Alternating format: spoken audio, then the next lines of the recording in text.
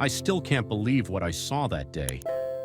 The door to the conference room opened and in walked this guy, Tunde. The first thing I noticed, he wasn't properly dressed for the interview, not even close. This wasn't just any interview.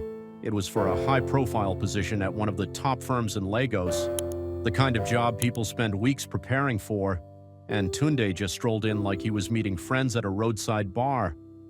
There were 5 of us on the panel, and I could tell everyone was thinking the same thing.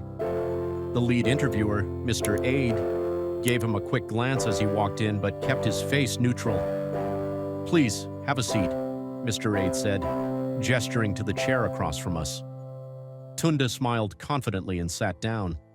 If he was nervous, he didn't show it. But I was already distracted. How do you show up to an interview like this looking like that? Mr. Aide started with the usual question, "Tunde, tell us a bit about yourself." Tunde leaned back slightly, his posture casual, too casual, and started talking. He had the qualifications on paper, sure. He spoke about his degree, some experience he had, and how eager he was to learn. His answers were okay, but something felt off. He wasn't making any real effort to impress us. Then came the tougher questions. "What do you think sets you apart from the other candidates?" Mr. Aide asked.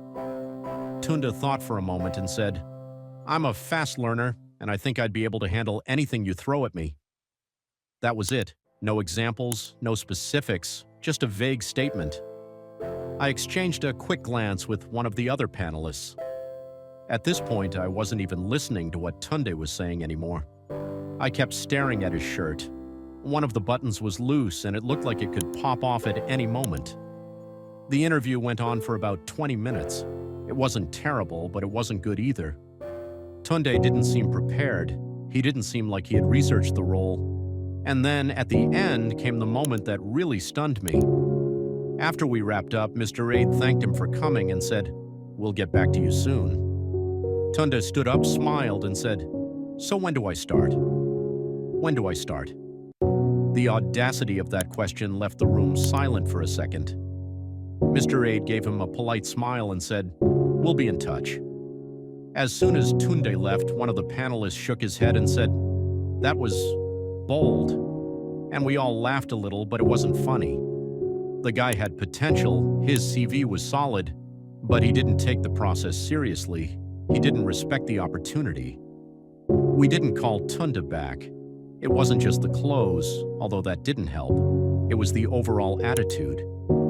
If he didn't think an interview was worth preparing for, how could we trust him to take the job seriously? That day stuck with me, not because it was the worst interview I've been part of, but because it was a reminder of how much first impressions matter. You can have the skills, the qualifications, and even the confidence, but if you don't show up ready, really ready, you're shooting yourself in the foot before the race even begins. I hope Tunde learned from that experience. I really do. Sometimes it's not about what you say, it's about how you present yourself while saying it.